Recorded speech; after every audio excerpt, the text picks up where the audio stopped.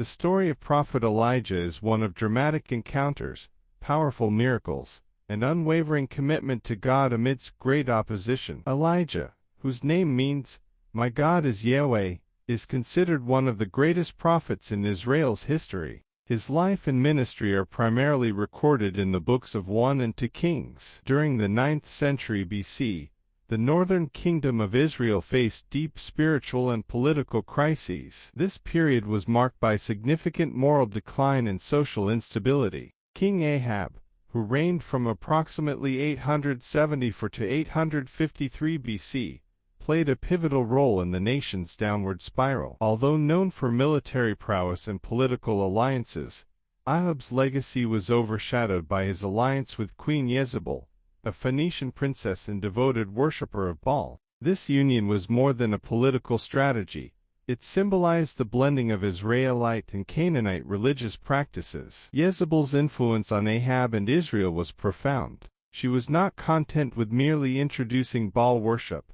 She actively promoted it as the state religion, building temples and altars dedicated to this storm and fertility god. Her dedication led to the widespread proliferation of Baal worship, shifting the spiritual landscape of Israel and fueling idolatrous practices that went against the core tenets of the covenant between the Israelites and Yahweh, their God. This spiritual departure brought severe consequences. The introduction of Baal worship was not a passive cultural shift, but an aggressive campaign that suppressed traditional worship. Prophets and followers of Yahweh were persecuted, forced to choose between compromise and death. Jezebel's orders even led to the execution of prophets loyal to Yahweh, creating a climate of fear and suppression. The land became gripped by drought and famine, seen as divine retribution for their collective apostasy. It was in this dark and desperate era that Elijah the Tishbite emerged. Hailing from Tishbe in Gilead,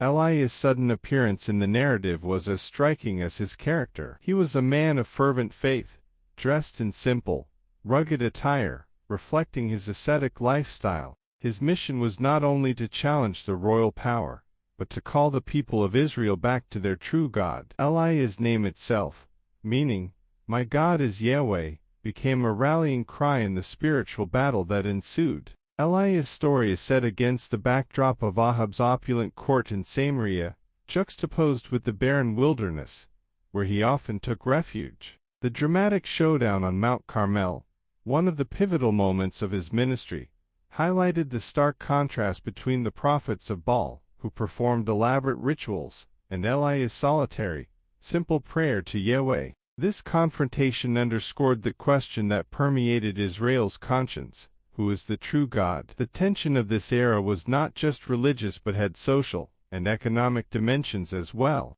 The drought, predicted by Elijah as a consequence of Israel's disobedience, brought suffering and famine to the land. The scarcity of resources tested the loyalty of the people and their leaders, amplifying the stakes in Elijah's mission. His confrontations with Ahab and Jezebel were not just religious debates but high-stakes encounters that challenged the very fabric of Israelite society. Thus, the story of Elijah, in the 9th century BC, is one of profound courage, divine intervention, and relentless pursuit of truth amidst a nation consumed by idol worship and corruption. It is a testament to how one individual's faith can ignite change, confronting power structures and calling people back to foundational beliefs. Elijah's dramatic entrance in 1 Kings 17 is notable for its abruptness. He appears without a formal introduction, instantly commanding attention with a message that defied the ruling power. His declaration was clear,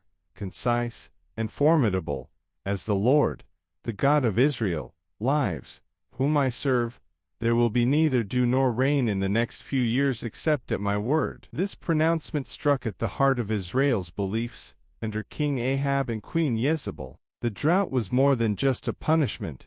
It was a profound spiritual statement aimed at dismantling the people's misplaced faith in Baal. In Canaanite religion, Baal was revered as the god of storms, rain, and fertility, essentially the one responsible for the land's prosperity. By proclaiming that no rain or dew would fall except by Yahweh's command, Elijah challenged the very essence of Baal's supposed power. For a society heavily reliant on agriculture, a drought was catastrophic. It was not just a test of endurance but a direct hit to their economy and way of life. Crops would wither, livestock would die, and the people would suffer greatly, forced to confront their spiritual allegiance amid the desolation. Elijah's declaration highlighted that Yahweh, not Baal, controlled nature and life's sustenance. Elijah's words were filled with symbolism. His use of the phrase, "As the Lord, the God of Israel, lives," was not just an invocation, but a reminder that the God of Israel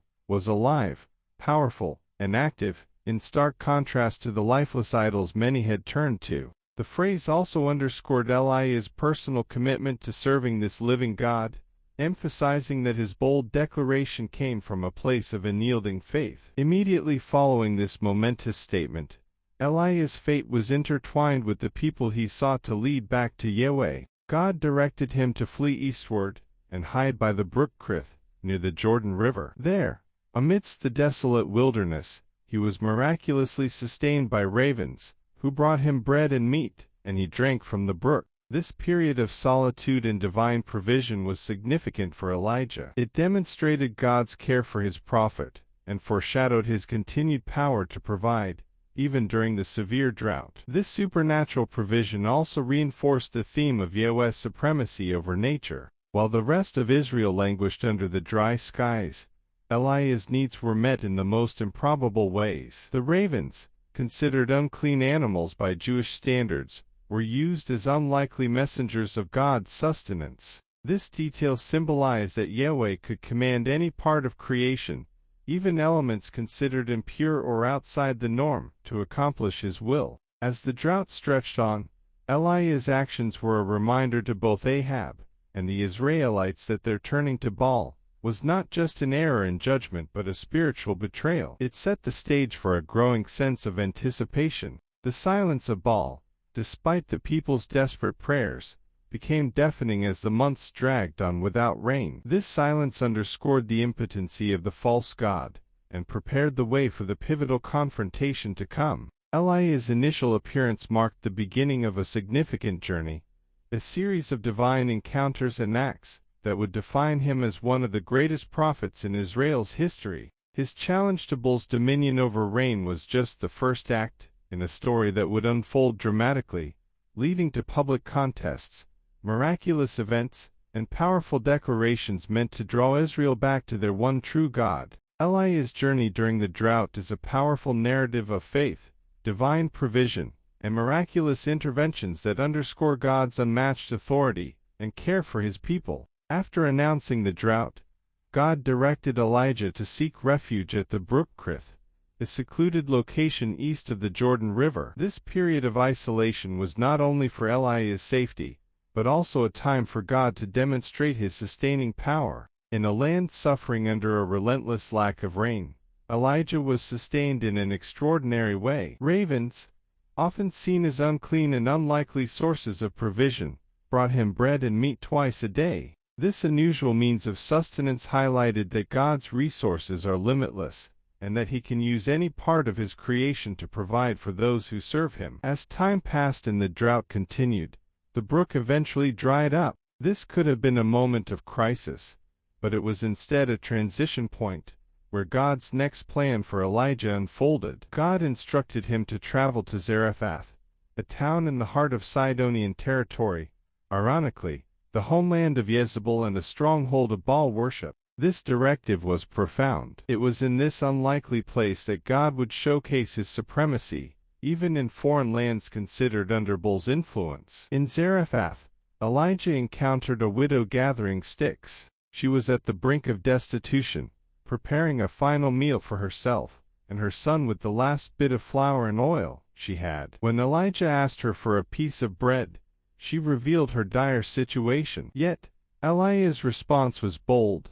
"Do not be afraid. Go home and do as you have said, but first make a small loaf of bread for me, from what you have, and bring it to me, and then make something for yourself and your son. For this is what the Lord, the God of Israel, says, the jar of flour will not be used up and the jug of oil will not run dry until the day the Lord sends rain on the land." In an extraordinary act of trust, the widow obeyed Elijah's request. From that moment, her jar of flour and jug of oil never ran out, providing enough sustenance for Elijah, the widow, and her household throughout the remaining years of the drought. This miracle was significant in several ways.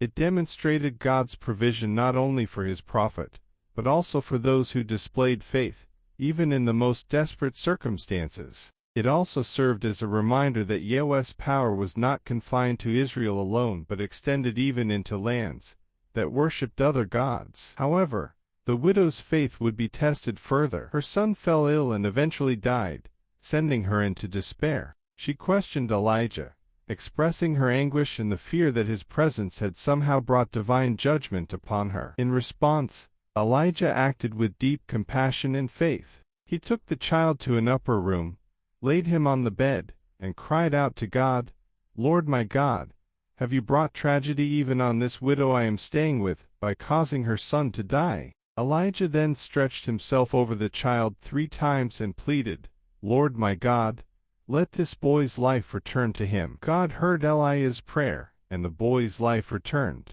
This miracle was astonishing not just because it restored the child to his mother, but because it was a clear demonstration of God's power over life and death. In an age where Baal was believed to control fertility and the cycle of life, this act shattered any illusion of Baal's supremacy and confirmed Yahweh's ultimate authority. The widow's response was a testament to the power of this moment. "Now I know that you are a man of God and that the word of the Lord from your mouth is the truth." This declaration of faith in a pagan land was significant. It reinforced the message that Yahweh's reach and power transcended borders and beliefs. Through these miracles, God not only provided for his faithful servant and a desperate widow, but also set the stage for what would come next, a dramatic confrontation on Mount Carmel that would bring the truth about the power of Yahweh to the entire nation of Israel. These acts of provision and resurrection during the drought were profound preludes to Elijah's greater mission of challenging the widespread idolatry and bringing Israel back to its covenant relationship with God. The confrontation on Mount Carmel stands as a defining moment not only in Elijah's ministry, but in the history of Israel's relationship with God. It was a turning point that challenged the spiritual allegiance of a nation steeped in idolatry under the rule of King Ahab and Queen Jezebel. This showdown was set against the backdrop of a severe, multi-year drought, a divine consequence that had crippled the land, and further emphasized the urgency of choosing between Yahweh and Baal. At God's command, Elijah emerged from his period of seclusion and returned to Israel, arranging for a dramatic meeting with King Ahab. Ahab, who regarded Elijah as the source of Israel's troubles, accused him of being the troubler of Israel. However, Elijah boldly turned the accusation on its head, stating that it was Ahab and his family's idol worship that had brought calamity upon the nation. Elijah then called for a gathering at Mount Carmel, summoning the people of Israel, the 450 prophets of Baal, and the 400 prophets of Asherah who supported Jezebel. This location was significant. Carmel was considered sacred to Baal worship, setting the stage for a showdown on the home ground of the false deity. Elijah addressed the assembled crowd, posing a question that pierced the core of their divided loyalties.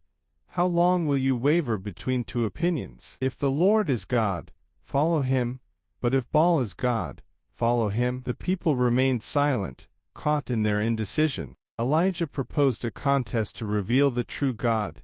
Each side would prepare a bull as a sacrifice, and place it on an altar without lighting a fire. They would call upon their respective deities, and the God who answered with fire would be acknowledged as the one true God. The prophets of Baal went first, preparing their sacrifice and calling on their God from morning until noon. They shouted, danced, and even cut themselves with swords and spears as was their custom, trying desperately to provoke a response. Yet, the sky remained silent, and no fire came. Their cries echoed without answer, and their frenzied rituals highlighted the emptiness of Baal worship. At this point, Elijah taunted them, his sarcasm biting yet revelatory of Baal's powerlessness.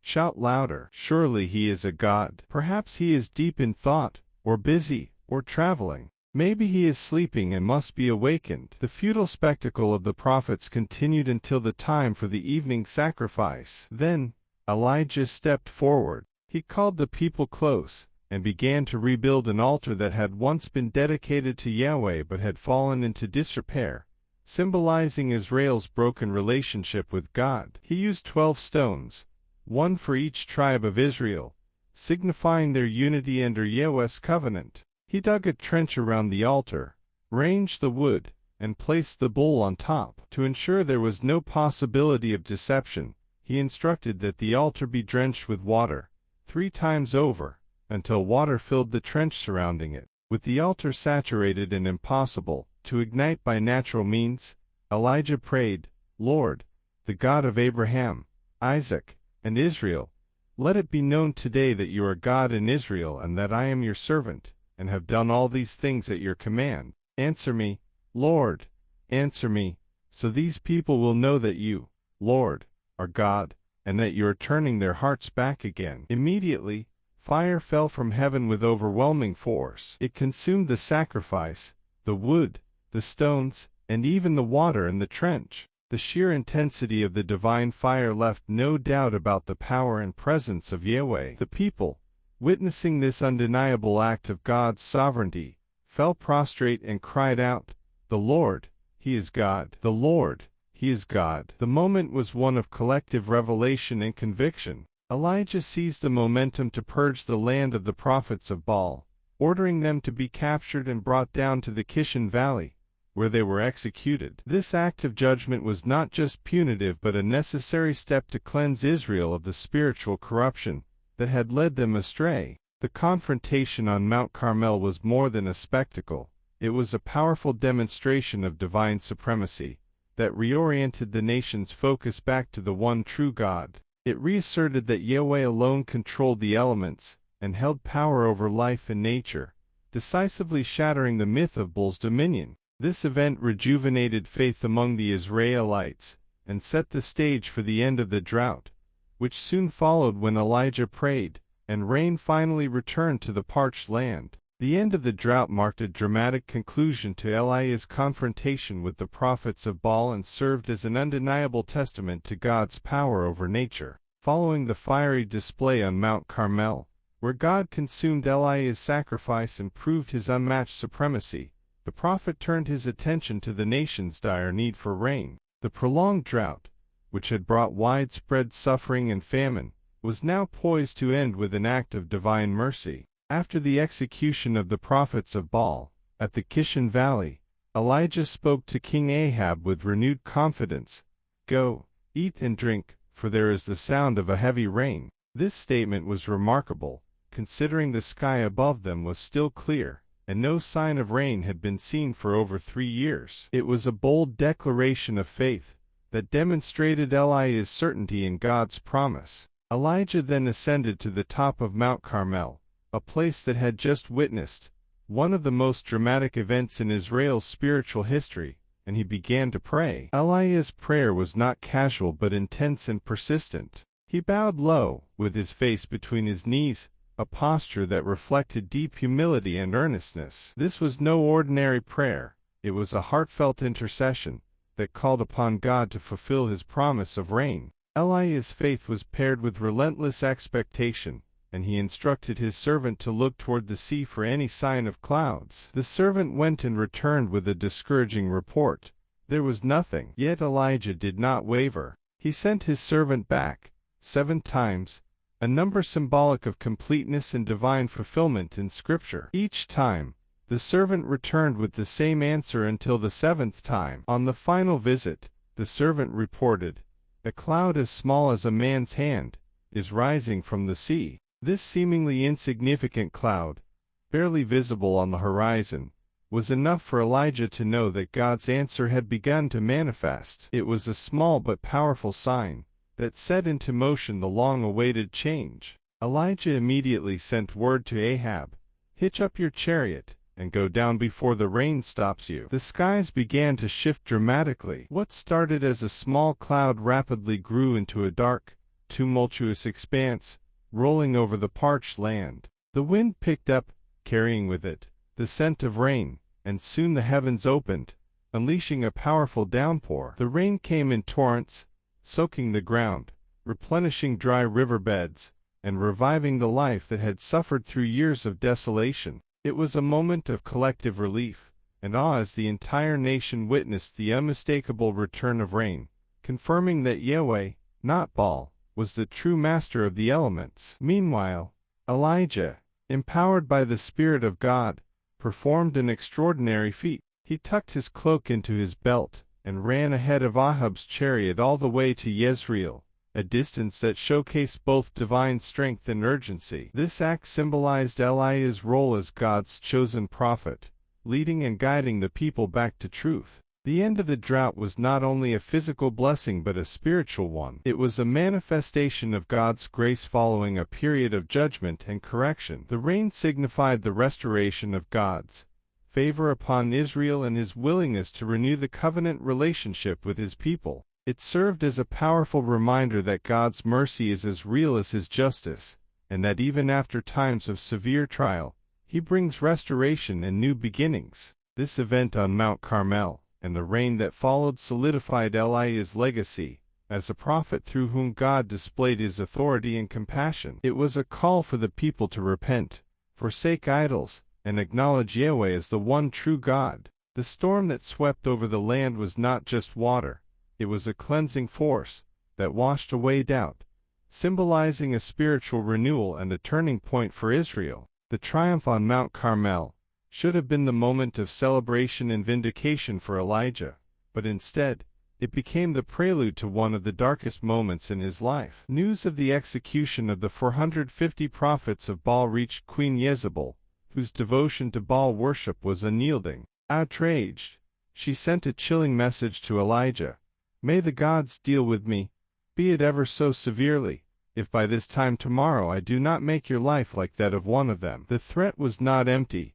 Jezebel was notorious for her ruthless resolve. Despite his recent victory, Elijah felt the weight of fear and exhaustion settle over him. The prophet who had boldly confronted Ahab, mocked the prophets of Baal, and called down fire from heaven was now overwhelmed with despair and vulnerability. This reaction reveals Elijah's humanity, a powerful figure but also one susceptible to fear and fatigue. In response to Jezebel's threat, Elijah fled for his life. He left his servant behind in Beersheba, a town at the southernmost edge of Judah, and continued alone into the wilderness. There, under the shade of a solitary broom tree, Elijah reached the limit of his strength and spirit. In this moment of vulnerability, he poured out his anguish to God.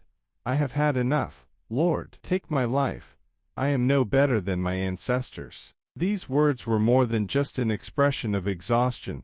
They reflected Elijah's profound sense of failure and isolation. Despite the miraculous victory on Mount Carmel, he felt that the spiritual condition of Israel had not changed as he had hoped. Jezebel's threat underscored that, in the centers of power, Baal worship still thrived, and his life was still in jeopardy. Elijah's cry showed that even the most faithful and powerful servants of God could experience moments of deep discouragement and doubt. Yet, God did not respond with rebuke or reprimand. Instead, he showed profound compassion and care. As Elijah lay under the broom tree, an angel appeared to him. The angel gently touched Elijah and said, "Get up and eat." Beside him, Elijah found a cake of bread baked over hot coals, and a jar of water. The simple meal was more than sustenance.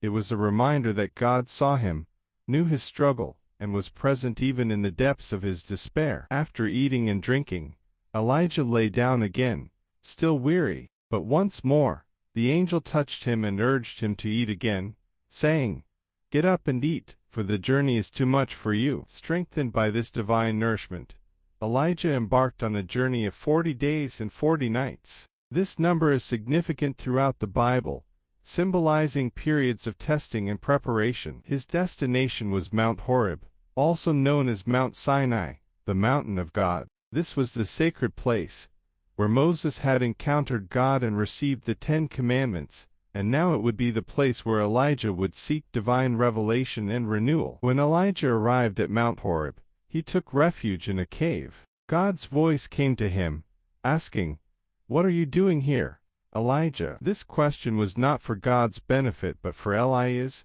prompting him to express his feelings and confront his internal struggle. Elijah answered, I have been very zealous for the Lord God Almighty. The Israelites have rejected your covenant, torn down your altars, and put your prophets to death with the sword. I am the only one left, and now they are trying to kill me too. His response revealed the depth of his loneliness and disillusionment. He believed himself to be the last true prophet of God, isolated in his mission. God then instructed Elijah to stand on the mountain, for he was about to pass by. A powerful wind tore through the mountains, shattering rocks.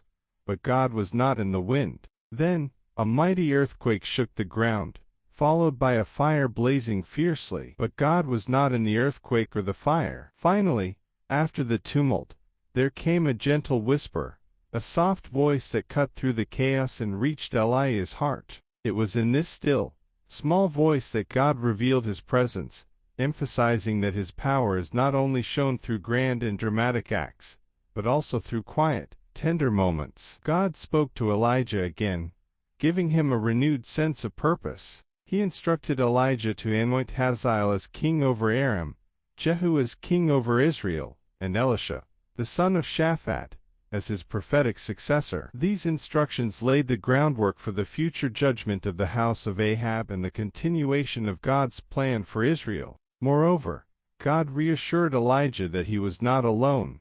Yet I reserve 7,000 in Israel, all whose knees have not bowed down to Baal and whose mouths have not kissed him. This revelation was profound. Though Elijah had felt alone in his struggle, God showed him that there was a faithful remnant in Israel, who had not succumbed to idol worship. Elijah's time at Mount Horeb marked a turning point. It was a moment of restoration that reinforced the truth that God's work extends beyond what any one person can see or achieve. God's voice in the whisper was a reminder that his presence is found not just in the remarkable and miraculous but also in the quiet faithfulness that sustains his servants through trials and renews their strength for the journey ahead. At Mount Horeb, known as the Mountain of God, Elijah's journey culminated in a profound and unexpected encounter. The location itself carried deep historical and spiritual significance, as it was the very place where Moses had encountered God in the burning bush, and later received the 10 Commandments. For Elijah, coming to Horeb was more than a physical journey. It was a pilgrimage seeking understanding, renewal, and answers amidst his deep sense of failure and isolation. When Elijah arrived at the mountain, he sought shelter in a cave. It was there that God's voice came to him, not with the immediate comfort he might have wished for, but with a question that invited reflection. What are you doing here, Elijah? This question, posed by the divine, reached beyond the surface, called Elijah to confront not only his physical presence at the mountain, but the deeper reasons behind his flight and his sense of defeat. Elijah, honest in his response, poured out the weight of his heart.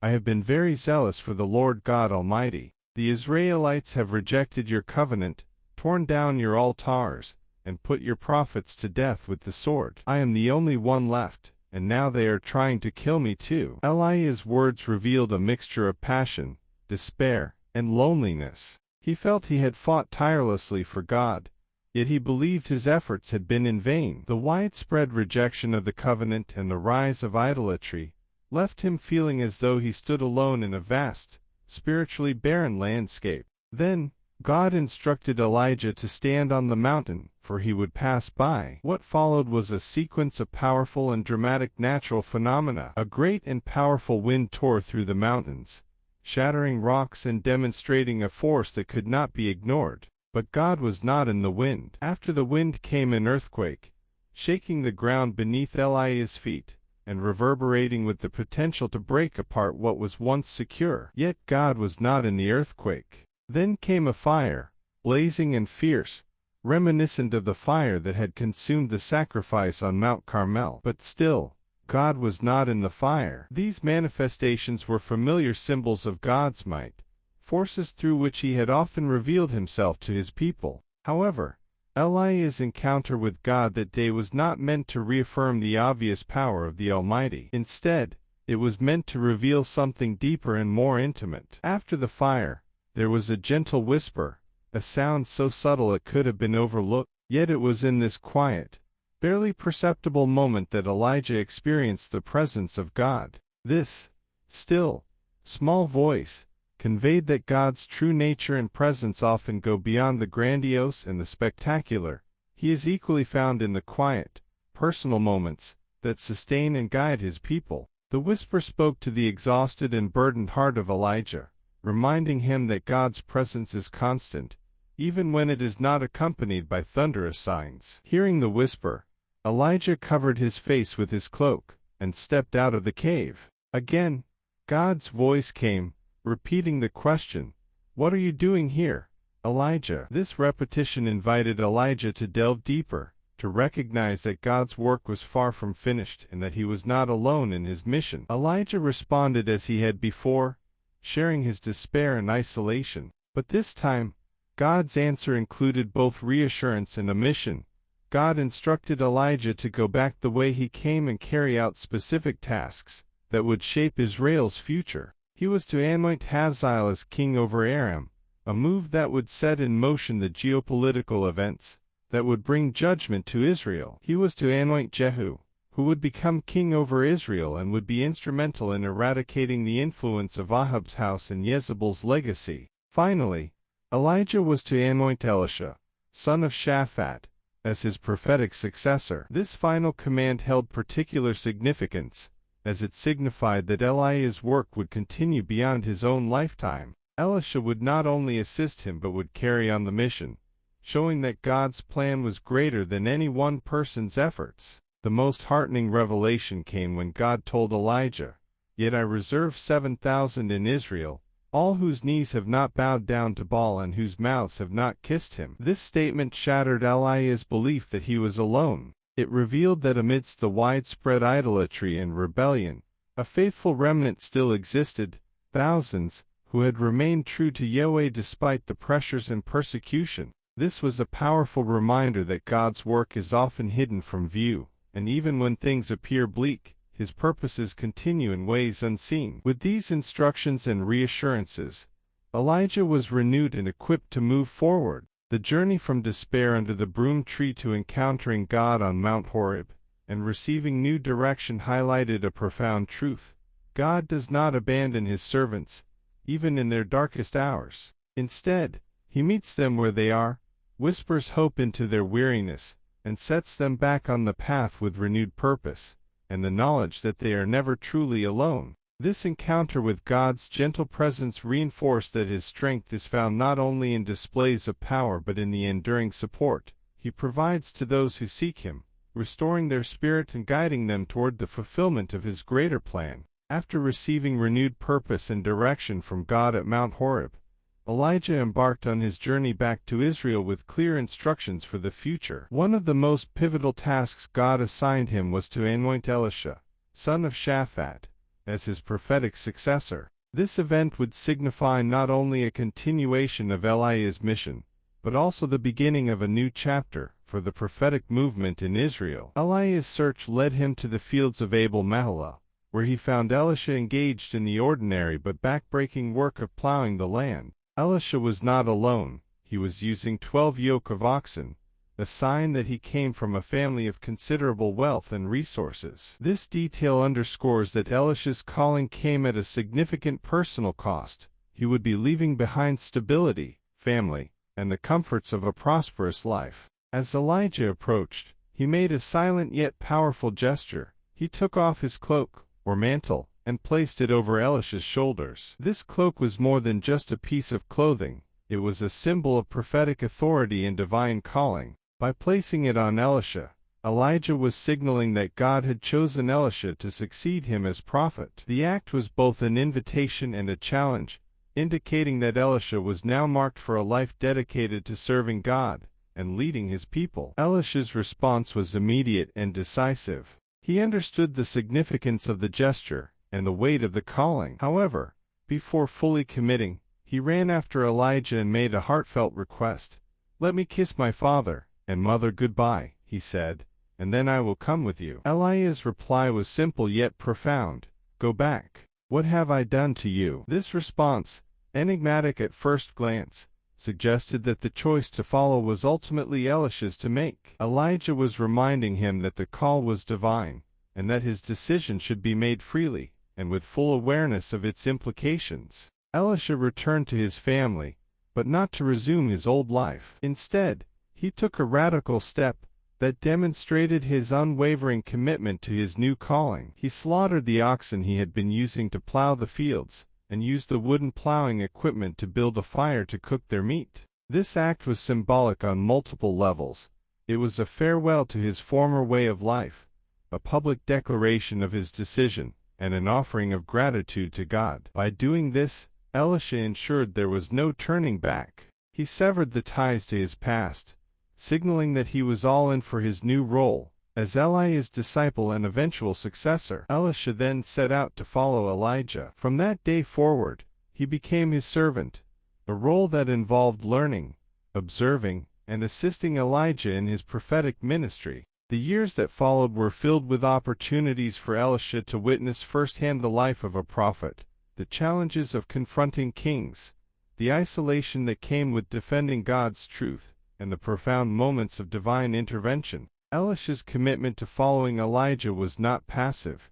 It was marked by an eagerness to learn and serve. This relationship was essential for his preparation, as he would one day inherit not only Eli's prophetic authority, but also the spiritual mantle of leadership over Israel. The mentorship was rigorous and filled with moments that tested his resolve, but through each lesson, Elisha grew in faith, wisdom, and understanding. As Elisha journeyed with Elijah, he witnessed miracles, prophetic proclamations, and God's tangible presence. Each experience deepened his own trust in God and strengthened his resolve to carry on the mission that Elijah had begun. The call of Elisha also served as a beacon of hope to the faithful in Israel, signaling that God's work would continue, and that he would not leave his people without guidance. The relationship between Elijah and Elisha grew into a profound partnership, one marked by loyalty and shared purpose. Elisha's unwavering dedication was evident when the time came for Eli's departure.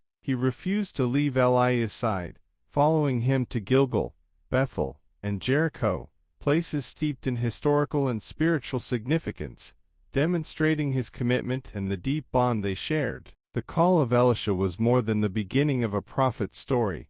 It was a testament to God's enduring provision for his people. Through Eli's obedience to find and mentor Elisha, God showed that his plans are always in motion and that his mission is greater than any one person. Elisha's wholehearted acceptance of the call was a powerful example of surrender and faith, laying the foundation for the legacy he would build as one of Israel's most remarkable prophets. In Elisha's calling, we see a profound truth.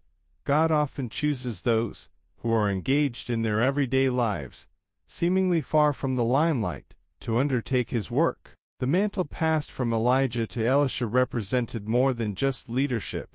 It was a reminder that the power and presence of God's Spirit transcends individuals, ensuring that his word and purposes continue through generations. The culmination of Eli's earthly ministry was as extraordinary as his life's work. Knowing that his time was near, Elijah began a final journey that took him and Elisha from Gilgal to Bethel, Jericho, and finally to the Jordan River. At each stop, prophets from the local schools came out to tell Elisha that the Lord was about to take his master away. Elisha's response was unwavering. "Yes, I know, but do not speak of it." This revealed Elisha's profound awareness and reverence for the moment, alongside a reluctance to discuss what he knew would be an emotionally charged farewell. Each stage of their journey served as a testament to their relationship, and the prophetic mission they shared, marked by lessons, faith, and loyalty. When they reached the Jordan River, Elijah performed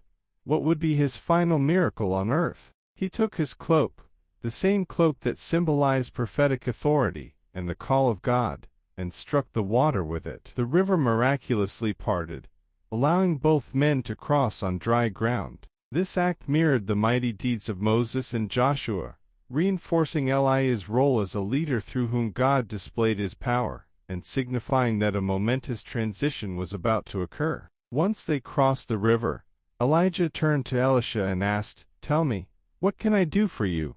before I am taken from you." Elisha's response was bold and full of faith. "Let me inherit a double portion of your spirit." This was not a request for greater power or fame, but a plea for the spiritual strength needed to fulfill the enormous task ahead. In asking for a double portion, Elisha was referencing the inheritance rights of the firstborn son, who would receive a double share of the father's estate. Elisha was effectively saying, "Let me be your spiritual heir, carrying on your mission with the full measure of God's Spirit that you possess." Elijah acknowledged the difficulty of the request but gave Elisha a condition: "If you see me when I am taken from you, it will be yours, otherwise, it will not." As they walked and talked, sharing their final moments together, the sky burst forth with a divine spectacle. A chariot of fire drawn by horses of fire appeared suddenly and swept between the two men, creating a separation. This fiery vision, radiant and powerful, was a symbol of God's heavenly presence and glory.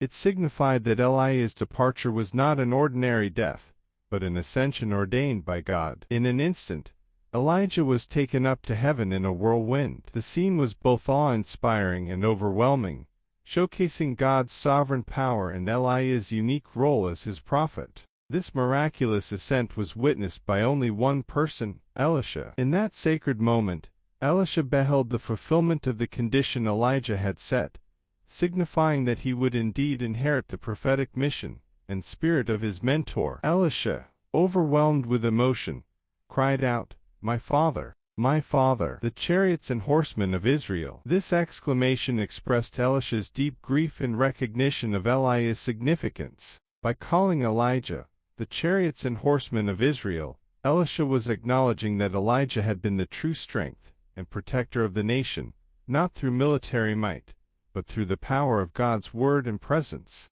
As the whirlwind carried Elijah out of sight, Elisha tore his clothes in grief, a traditional expression of sorrow and loss. But his mourning was short-lived, for he realized that the responsibility of leadership now rested upon him. Looking down, Elisha saw Eliah's cloak lying where it had fallen. Picking it up, he knew that this was more than just a relic. It was the symbol of the divine calling now passed to him. Elisha walked back to the Jordan River, carrying the mantle. To test whether he had indeed received the spirit of Elijah, he struck the water with the cloak, and called out, "Where now is the Lord, the God of Elijah?" The river parted once more, just as it had for Elijah. This miracle was confirmation that the power of God was now working through Elisha. The prophets who had been watching from a distance recognized this as well, and acknowledged that Eliah's spirit now rested on Elisha. Eliah's ascension marked a significant moment in Israel's history, underscoring that God's work does not end with the departure of one leader. Instead, it continues through those who are called to take up the mantle. Eliah's exit was unique, as he did not die, but was taken directly into heaven, prefiguring the ascension of Jesus Christ, and offering a glimpse into the eternal hope for God's faithful servants. Elisha's acceptance of the mantle symbolized not only the continuation of the prophetic mission, but also the unwavering truth that God empowers those he calls, ensuring his message and purpose endure. Eliah's final act, surrounded by fire and divine splendor, served as a powerful reminder that while human leaders come and go, the God of Israel remains, guiding his people through every season. Eliah's impact reverberated through the ages, making him one of the most significant figures in biblical history. His life and ministry were characterized by bold faith, prophetic courage, and a commitment to God in a time of deep spiritual decline. Eliah's legacy was not confined to his immediate context, but extended far beyond his lifetime, influencing generations to come and shaping the understanding of prophecy and divine authority in both the Old and New Testaments. Throughout the Bible, Elijah is revered as a paradigm of the true prophet, one who stood steadfast against the pervasive idolatry and moral decay of his day. His confrontations with the kings of Israel, especially Ahab and Jezebel, demonstrated his unwavering commitment to proclaiming God's truth, regardless of the personal risk. He exemplified the struggle between fidelity to God and the seductive allure of societal norms that forsook the divine for the false. His passionate prayers, miraculous deeds, and profound encounters with God established him as a model for prophetic ministry. In the New Testament, Elijah's significance is highlighted during the transfiguration of Jesus. This pivotal event, narrated in Matthew 17:1-3, sees Jesus transformed in divine glory before Peter, James, and John, with Moses and Elijah appearing beside him. This moment underscores Elijah's role as a representative of the prophetic tradition and the fulfillment of the law, with Moses symbolizing the law and Elijah representing the prophets. Their presence not only affirms Jesus' divine identity, but also signals the continuity of God's plan through the ages, linking the Old Covenant with the New. The discussion that unfolds during the Transfiguration, where Moses and Elijah converse with Jesus about his impending death, demonstrates that Elijah's legacy was not merely historical, it was part of the redemptive narrative culminating in Christ. By being present at this moment, Elijah reaffirmed the prophetic hope and expectation that God had been preparing throughout history, emphasizing the prophetic voice that pointed toward the Messiah. Elijah's legacy is further cemented in the book of Malachi, the final book of the Old Testament, where it is prophesied that Elijah will return before the great and dreadful day of the Lord. Malachi 4:5. This promise instilled a sense of anticipation among the Jewish people, who awaited Elijah's return as a sign of God's intervention in history. This expectation was so deeply rooted that during the Passover Seder, a cup of wine is traditionally set aside for Elijah, with the door open to welcome him back, embodying the hope for redemption and restoration. In the New Testament context, this prophecy finds its partial fulfillment in John the Baptist. When questioned about his identity, John famously denied being the Messiah but acknowledged his role as a forerunner. In Matthew 11:14, Jesus explicitly identifies John as the Elijah who was to come, highlighting that John's ministry, characterized by calls to repentance and preparation for the Lord, echoes the spirit and mission of Elijah. This connection underscores that Elijah's legacy was alive and active, continuing to influence the redemptive story of God's people. Moreover, Elijah's ministry also resonates within the Christian tradition, where he is often seen as a type of Christ, a figure who prepared the way for Jesus' coming. His life of faithful obedience, his miracles, and his ascension into heaven all serve as foreshadows of Christ's mission and the ultimate fulfillment of God's promises. The themes of divine authority, prophecy, and God's unwavering presence that are woven through Elijah's story resonate with the core messages of the New Testament, providing a rich tapestry of continuity between the two testaments. Elijah's legacy is also reflected in the continued prominence of his prophetic role in Jewish tradition, where he is revered as a symbol of hope and faithfulness. His story serves as an enduring reminder of God's commitment to his people, even in times of crisis. As the prophet of fire, Elijah inspires countless believers to stand firm in their faith, confront injustice, and seek God's will in a world that often turns away from him. In contemporary discussions of faith, Elijah serves as an archetype of spiritual resilience and prophetic boldness. His life encourages believers to confront the challenges of modern idolatry, whether they take the form of materialism, secularism, or any ideology that seeks to replace the divine. His unwavering trust in God amid overwhelming odds serves as a rallying cry for faithfulness in the face of adversity. Ultimately, Elijah's legacy is one of hope and transformation. Through his life, we see that God does not abandon his people. Instead, he raises up prophets to guide, challenge, and inspire them. The echoes of Elijah's faithfulness resonate in the lives of those who follow God, reminding us that the call to stand for truth, justice, and divine authority remains as relevant today as it was in the days of the ancient prophets. In every generation, the spirit of Elijah continues to inspire believers to carry forth the mission of God, reminding us that we, too, are called to be voices of hope and truth in a world that desperately needs it. May your spiritual journey be filled with God's grace and peace. Don't forget to like, subscribe, and share this video to inspire others on their walk with the Lord.